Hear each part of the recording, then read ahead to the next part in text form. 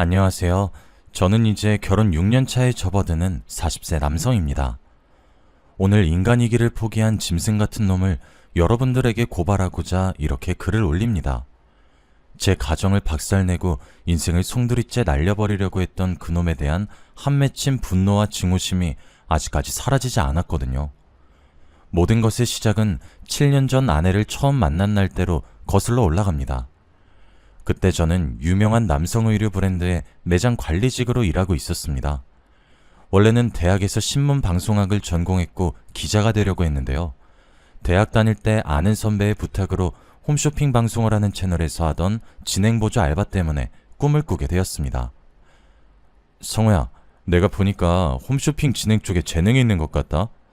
기자 되는 것보다는 홈쇼핑 상품 기획자로 진로를 바꿔봐라.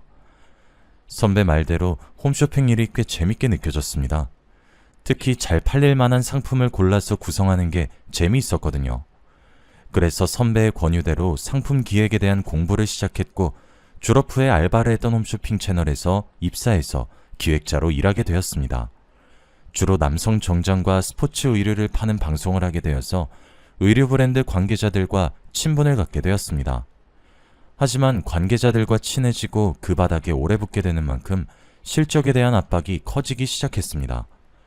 방송을 하면서 실시간으로 올라오는 주문 상황을 볼 때마다 피가 마르는 심정이었죠. 기대에 못 미치는 실적이 나오는 날이면 데스크에 불려가서 질릴 때까지 혼이 나곤 했습니다. 야, 김 PD, 이번 구성 초대박이라고 큰소리 치더니 완전 쪽박이잖아. 이따위로 상품 구성할 거면 사표 쓰고 나가! 새로운 기획을 내놔야 할 때마다 며칠씩 잠도 못 자고 머리를 쥐어짜야 했습니다. 적당한 일자리만 있다면 당장 그만두고 싶은 마음이 굴뚝 같았죠. 그러던 차에 좋은 기회가 찾아왔습니다. 여름 휴가철을 앞두고 제가 기획한 스포츠 의류 세트가 그야말로 초대박 히트를 친 것입니다. 그날 저는 브랜드 회사 간부들과 회식을 하게 되었죠.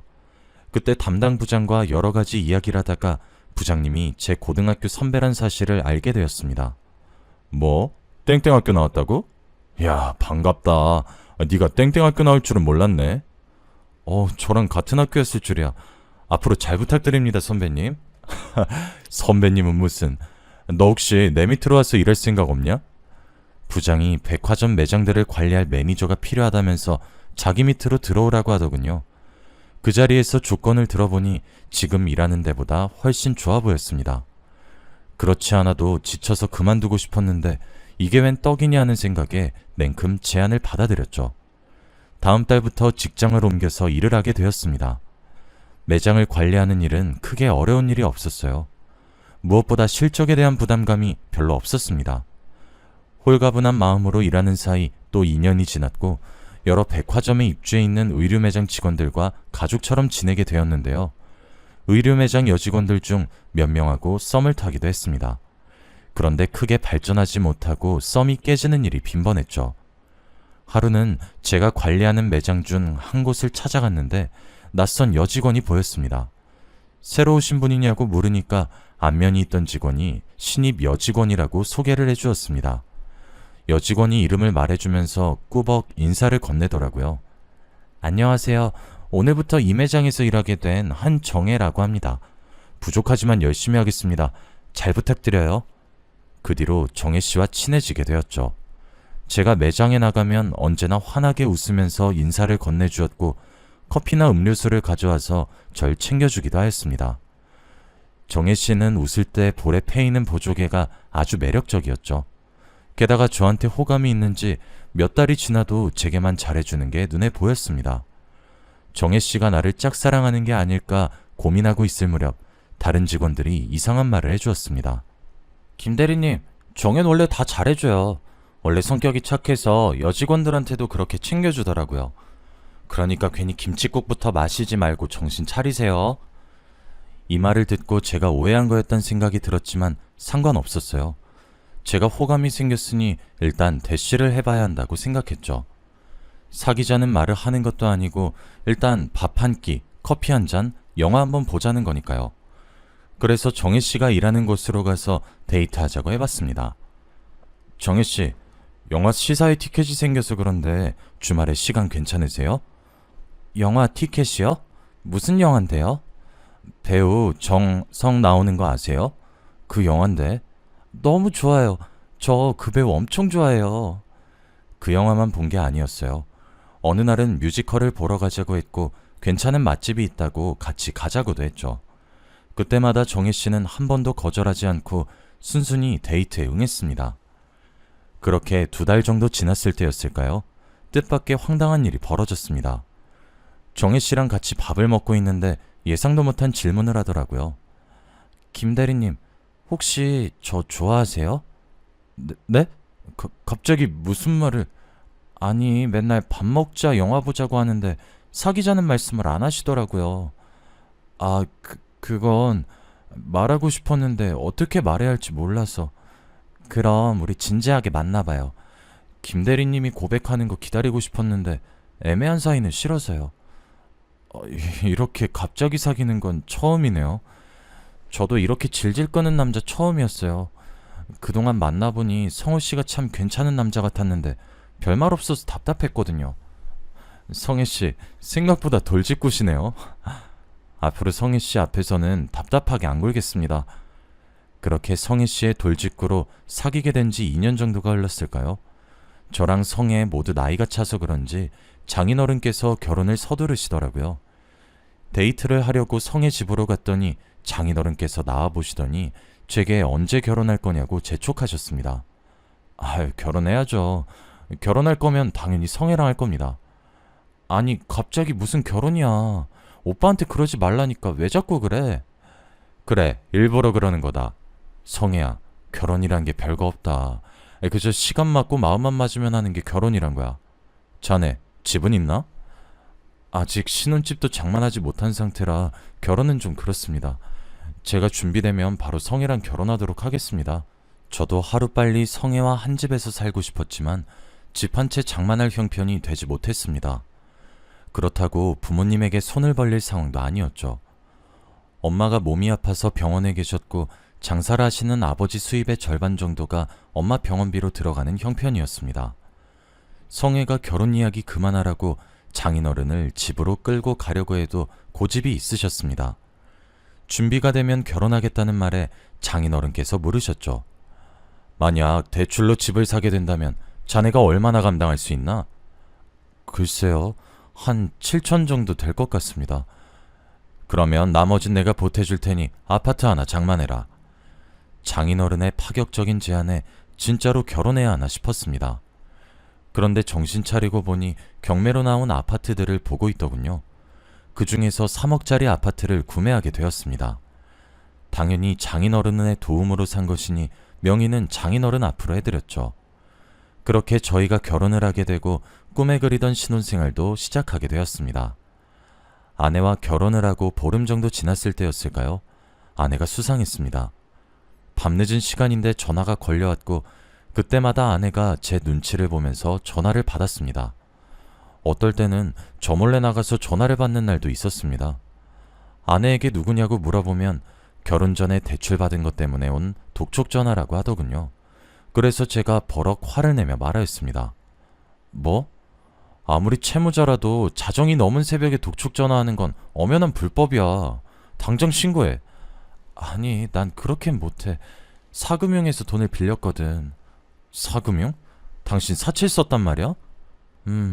그럴 사정이 있어서 500 정도 빌렸어. 별거 아니야. 아직 갚을 때가 안 됐는데 자꾸 독촉을 하네. 다음 달에 갚아버리면 끝나. 아내는 사채가 조금 있지만 자기가 알아서 해결할 테니 걱정하지 말라고 했습니다.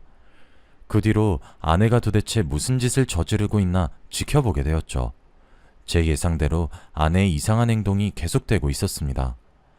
어느 날 집에 와보니 현관에 보조키가 2개나 더 달려있더군요. 복도로 통하는 창문에는 쇠창살까지 설치되어 있어 아내에게 이게 도대체 뭔지 물어봤습니다. 여보, 도대체 이게 다 뭐야? 보조키는 왜 달았고 쇠창살은 왜 단 건데? 도둑이라도 들었어? 경비 아저씨가 그러는데 바로 옆 동에 강도가 들었대. 나 혼자 집에 있으려니까 무서워서 설치한 거야. 그렇구나. 집에 들어오는데 깜짝 놀랐잖아. 다음엔 말하고 달아. 이런 건 상의하고 해야지. 당신만 사는 집 아니잖아. 제가 이렇게 말하긴 했지만 역동의 강도가 들었다니 걱정이 되긴 했습니다. 아내가 결혼한 후로 매장을 그만뒀거든요. 혼자 있으면 당연히 무서울 거라고 생각했습니다. 한편으론 상의도 하지 않고 멋대로 보조키와 새창살을 단 아내에게 서운했는데요. 저는 은근히 맞벌이를 바랬는데 아내가 저한테 말도 안 하고 사직서를 냈거든요. 제가 왜 말도 안 하고 그만뒀냐고 물어보니까 결혼 전부터 전업주부를 원했다고 합니다. 서운하다고 말해봤자 듣지도 않는 것 같았죠. 사직 처리된 거 미룰 수도 없으니 더 이상 싸우지 않으려고 그 이야기를 꺼내지 않았습니다. 그런데 시간이 지날수록 아내가 지나치단 생각이 들더군요. 문단 속에 유독 예민해져서는 저하고 싸우는 일이 잦았습니다. 그날은 아내가 씻는 사이에 배달 음식을 시킨 날이었습니다. 너무 배가 고파 말도 안 하고 시킨 것인데 아내가 초인종 소리를 듣고 놀라 저한테 소리를 지르는 거 있죠. 당신 뭐야? 배달시킬 거면서 왜 말도 안 해? 아니, 당신 씻고 있었잖아. 당신 찜닭 좋아해서 일부러 이거 시켰는데 왜 그래? 사람이 배가 많이 고프면 말도 안 하고 시킬 수도 있는 거 아니야? 내가 뭐 말도 안 하고 배달시키니까 그렇지. 이상한 사람이 초인종 누른 줄 알았잖아. 앞으로 나한테 말하고 배달시켜? 이상한 사람이 초인종 누를 일이 뭐가 있어. 그리고 당신은 나한테 말하고 행동한 적 있어? 나한테 말도 안 하고 이 보조키랑 이 새창살이랑 단 건 뭔데? 아, 정말 그만 좀 해. 왜 나한테만 이러는 건데? 저도 그동안 쌓인 서운함을 폭발시킨 것도 있었지만 아내가 유독 예민하게 반응해서 놀랐습니다. 연애 시절 보던 아내의 모습이 아니었죠. 자기 전에 문이 제대로 잠겼는지 몇 번이나 강박적으로 확인하더니 이번에는 약을 먹는 모습을 보여주었습니다. 아내는 두통약이라고 둘러대길래 약통에 적힌 라벨을 기억해두고 인터넷에 검색해보았죠. 아내가 먹고 있는 약은 두통약이 아니라 신경안정제였습니다. 그것도 신경정신과 전문의 처방 없이는 살 수 없는 정신과 약이었죠. 그래서 제가 왜 숨기고 있었냐고 물으니 아내가 오히려 화를 냈습니다. 내가 정신과 상담받고 있는지 어떻게 알았어? 설마 내 가방 뒤져본 거야? 걱정되니까 그렇지. 두통약이라고 하길래 무슨 약인지 검색만 해본 거야. 당신 가방 뒤져본 적 없어. 그걸 왜 검색해보는데? 별거 아니라고 몇 번을 말해. 당신이 신경 안 쓰는 게 도와주는 거야. 그러니까 나한테 신경 꺼. 마누라가 정신과 약 먹고 있는데 어떻게 신경을 안 써? 밤마다 잠도 못 자고 머리 싸매고 있으면서 왜 말을 안 해주냐고. 그냥 머리가 아파서 먹는 약이라고 했잖아. 왜 소리를 질러? 당신 나한테 뭐 숨기는 거 있지? 뭘 숨겨? 그런 거 없어. 그러니까 제발 귀찮게 하지 말라고. 아내는 제가 캐내면 캐낼수록 그런 거 아니다, 신경 쓰지 말라는 말만 되풀이했습니다. 결혼 전에는 아니랬는데 같이 살면 살수록 아내를 믿을 수 없게 되더군요. 그런데 얼마 후에 아내의 휴대폰에서 뜻밖의 문자를 보게 되었습니다. 알림이 떠서 얼른 쳐다보았더니 남자가 보낸 게 분명해 보였죠. 너를 잊지 못하겠다고 하고 괜히 헤어졌다고 하는 걸 보니 저 몰래 바람을 핀 것 같았습니다. 여보, 이 자식 누구야? 이놈하고 무슨 관계인데 이런 문자를 주고받는 거야? 왜 남의 휴대폰을 몰래 훔쳐봐? 당신 지금 남이라고 했어? 내가 왜 남인데? 이럴 거면 나랑 왜 결혼했어? 아무리 부부 사이라도 사생활은 있어. 내 폰 이리 내놔. 허락 없이 훔쳐본 건 미안한데 폰은 못 돌려주겠는데? 솔직하게 고백하면 돌려줄게. 괜히 헤어졌단 문자는 뭔데? 그냥 예전에 알던 오빠인데 자꾸 연락하면서 귀찮게 하네. 별거 아니야. 됐지? 당신 이 자식이랑 바람 피는 거야? 뭐? 바람? 내가 미쳤어? 절대 아니야. 그런데 그냥 하던 오빠랑 이런 문자를 주고받는다고? 말도 안 되는 소리 하지 마. 당신 의처증 있어? 맨날 나보고 병원 가보자고 하더니 정신과 상담 받아야 될 사람은 당신이네. 그렇게 내가 의심스러우면 헤어져. 제가 불륜을 의심하자 아내는 길길이 날뛰면서 이혼하잔 말을 했습니다. 저희들은 그날 심하게 말다툼을 했고 서로에게 남아있던 애정마저 사라지고 말았죠. 결혼한 지 겨우 2달 된 신혼인데도 각방을 쓰게 되었고 서로 대화도 하지 않게 되었습니다. 그리고 며칠 후에 엄청난 사건이 터지고 말았습니다. 아내가 감쪽같이 사라졌는데요.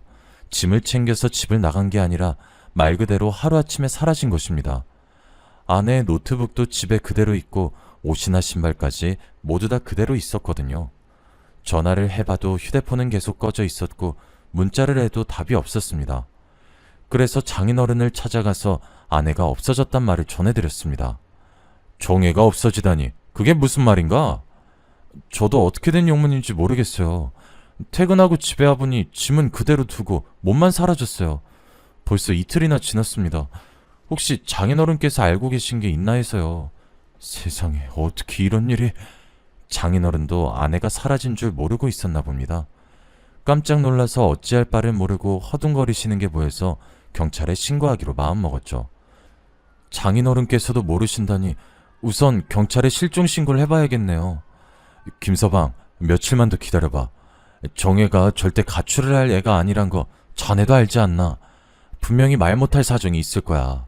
며칠 내로 연락이 올 테니까 조금만 기다려보자고.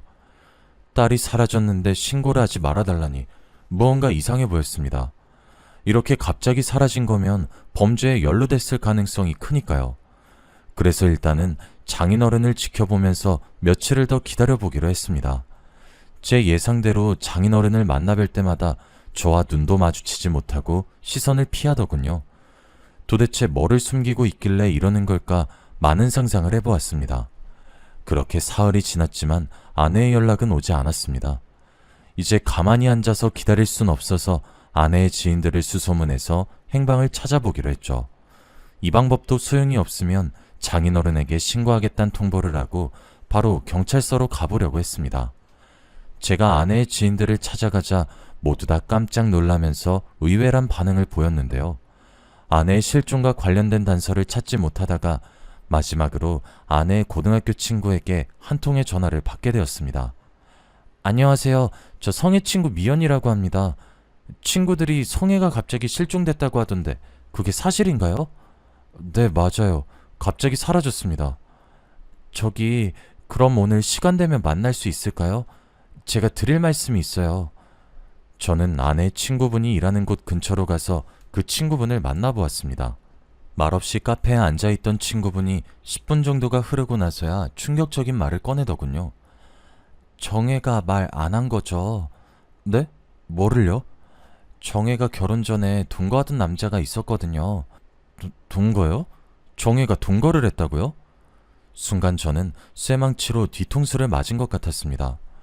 눈앞이 아찔해지면서 멍해지는데 정말 정신을 차릴 수 없었죠. 친구는 그럴 줄 알았다는 듯이 고개를 끄덕이더니 한숨을 푹 쉬었습니다. 그러더니 아내가 숨기고 있었던 비밀들을 털어놓았습니다. 일이 이 지경까지 왔으니 성호 씨도 이젠 알아야 되겠죠. 정혜가 백화점에 들어가기 전에 바에서 바텐더로 일한 적이 있어요. 제가 바텐더 일을 소개해줬었거든요. 아내가 바텐더 일을 했었다니 이것도 모르고 있었던 일이었습니다. 아내의 친구분이 고등학교를 졸업한 후에 대학 진학을 포기하고 바에서 일을 시작했다고 하는데요. 칵테일을 제조하면서 혼자 오는 손님들의 말동무를 해주는 일이었다고 합니다. 그러다 여자 바텐더 한 명이 그만두게 되자 아내를 데려왔다고 하네요. 아내가 그곳에서 파트타임으로 일을 하다가 동거남을 알게 되었다고 하는데요. 그 동거남은 아내에게 푹 빠져서 단골 손님이 되었다고 합니다. 몇 달 동안 거의 맨날 바에 찾아와서는 아내에게 사귀자고 수작을 걸었다고 해요. 아내가 그럴 마음이 없다고 정중하게 거절했지만 동거남은 포기하지 않았다고 하죠. 그러다 한 달 뒤에 아내가 갑자기 바를 그만뒀다고 했습니다. 정혜가 그 남자랑 동거란다는 소문이 있더라고요. 제가 연락해서 진짜 같이 살고 있냐고 물어보니까 그렇대요. 진짜 깜짝 놀랐죠. 그런데 그 남자가 아니라 그쪽이랑 결혼한다고 해서 더 놀랐어요. 결혼식장에 초대를 받게 되자 친구가 아내에게 동거남에 대해 물어보았다고 합니다. 아내가 친구에게 비밀로 해달라고 사정했다는 소리를 듣고 억장이 무너졌죠. 뭐 이런 사람이 다 있나 싶었습니다. 아마 결혼 후에도 그 동거남하고 계속 연락했을 거예요. 정혜도 어떻게 할지 고민이 많아 보이더라고요. 그런데 정혜가 결국 동거남을 선택한 것 같아요. 원래는 모르는 척하고 있으려고 했는데 이렇게 말 안 하고 있는 건 좀 아닌 것 같아서 고민하고 있다가 말씀드려요. 저는 결혼까지 해놓고 남편이 아닌 동거남을 선택했다는 사실이 납득되지 않았습니다. 게다가 예고도 없이 갑자기 야반도주라다뇨. 그 말을 듣고 곰곰이 생각해보니 결혼 초부터 아내가 보여주었던 수상한 행동들이 하나씩 떠올랐습니다. 아내에게 진짜 내연남이 있었던 걸까요? 동거남의 존재를 감쪽같이 속이고 결혼하다니 도저히 믿기지 않았습니다. 이제는 저를 버리고 동거남을 따라간 아내에 대한 배신감에 우라통이 치밀어 올랐죠.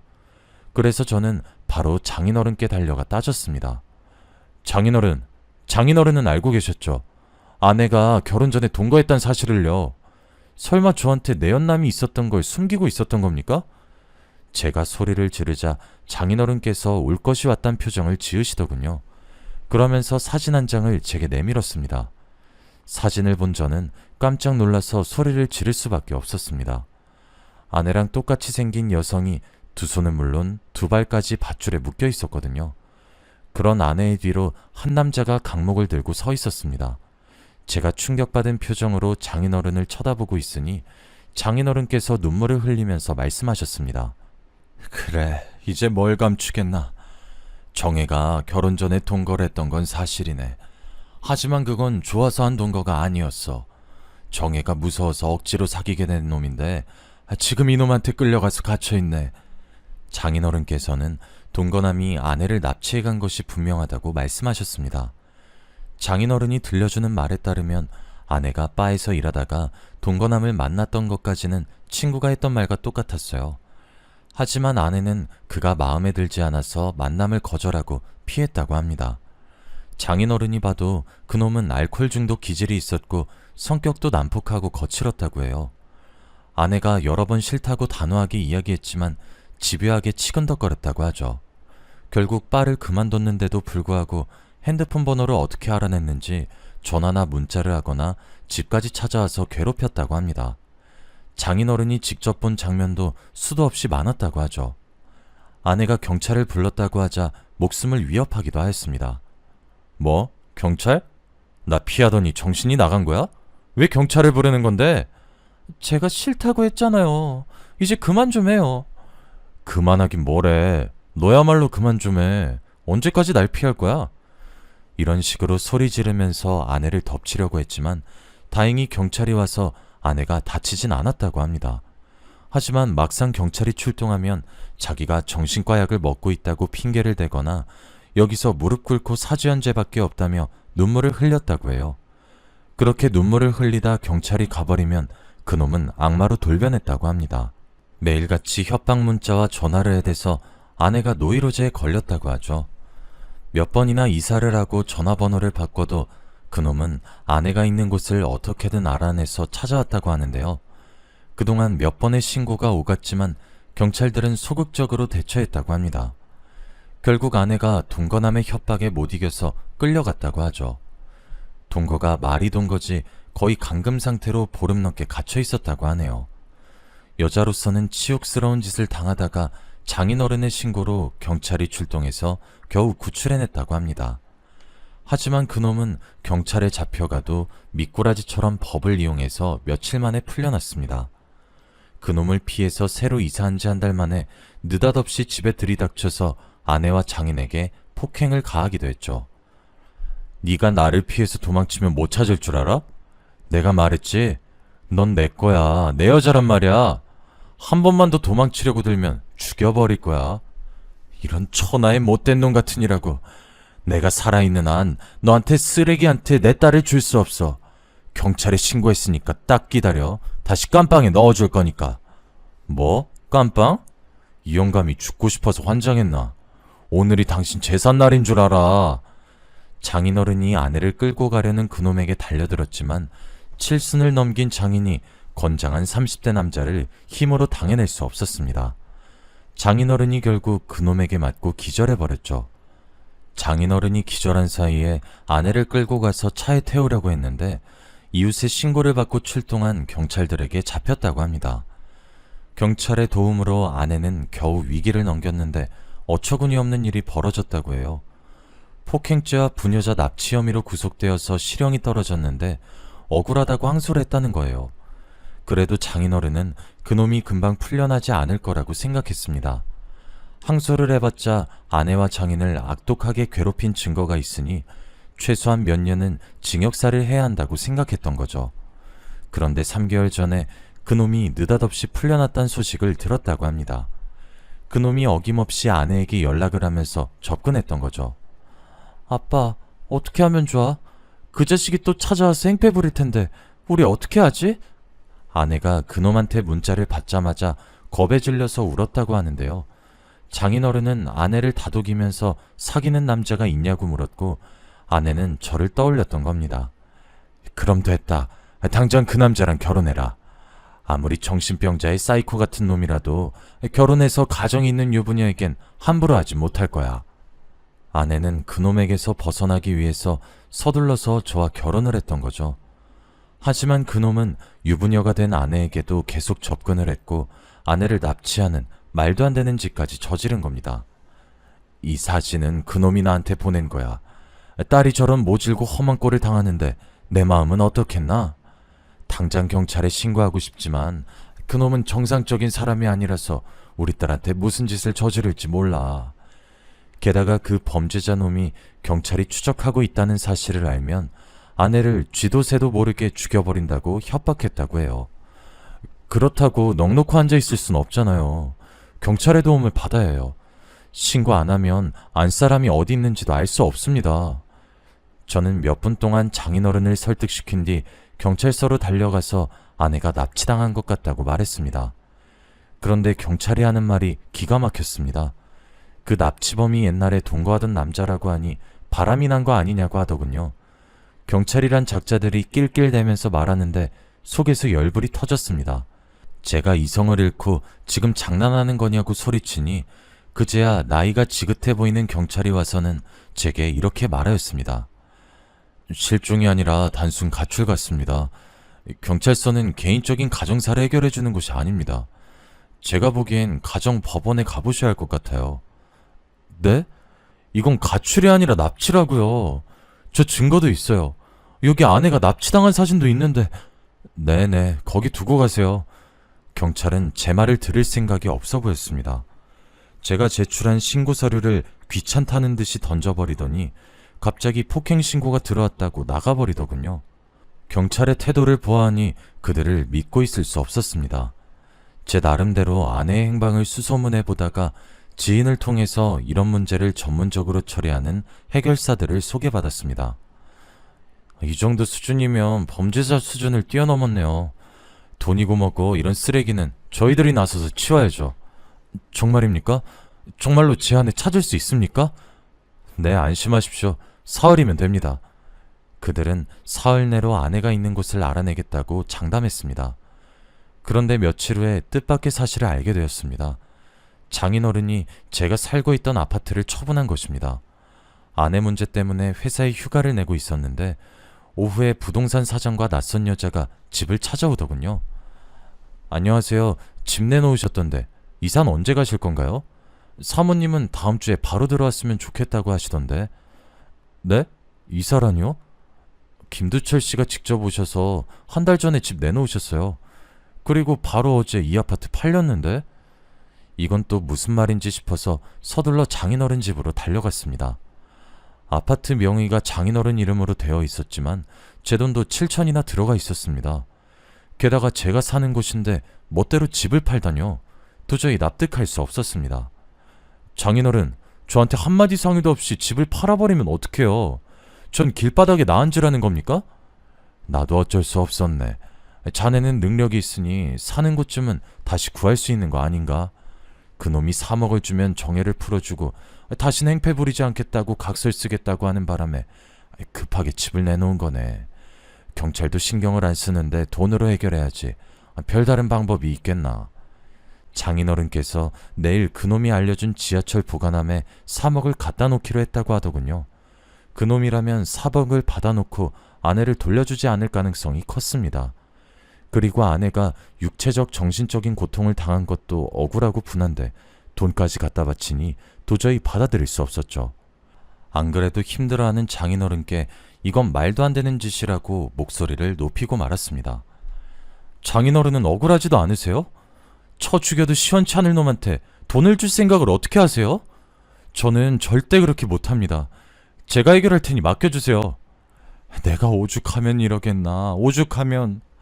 장인어른이 제 말을 듣고 너무 서럽게 우시더라고요.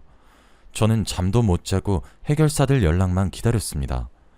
이틀 뒤 해결사들에게 전화가 와서 받아보니 아내가 있는 곳을 알아냈다는 겁니다.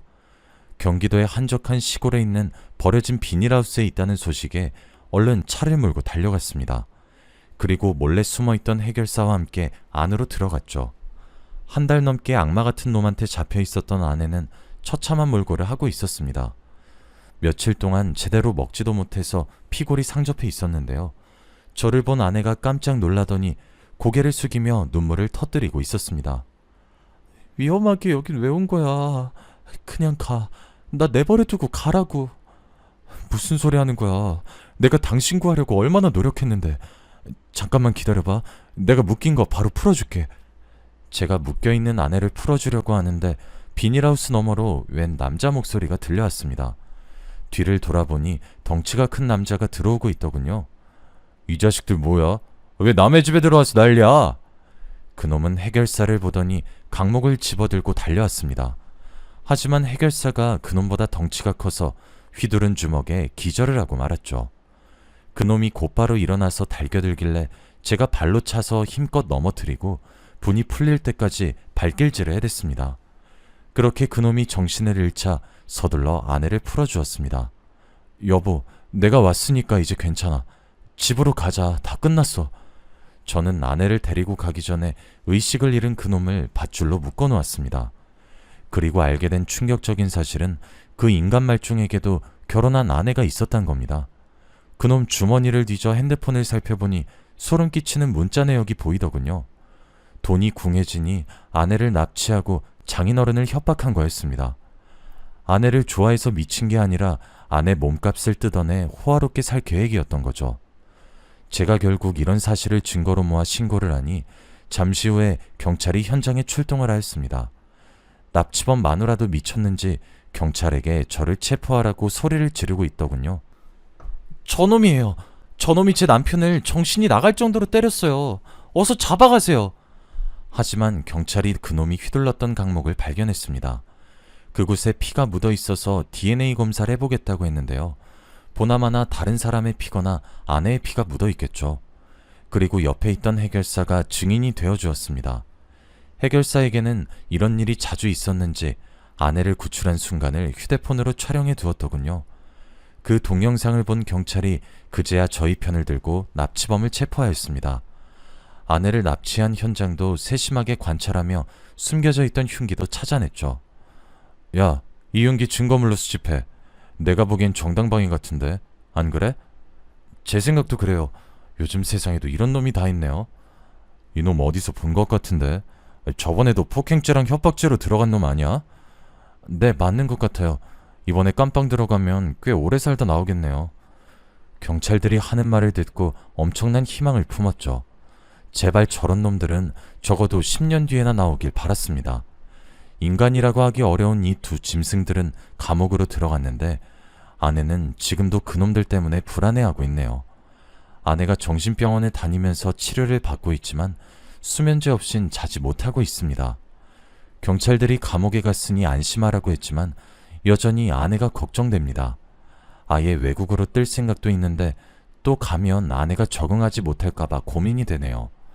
저희는 앞으로 어쩌면 좋을까요? 답답한 마음에 이렇게 사연을 보내봅니다.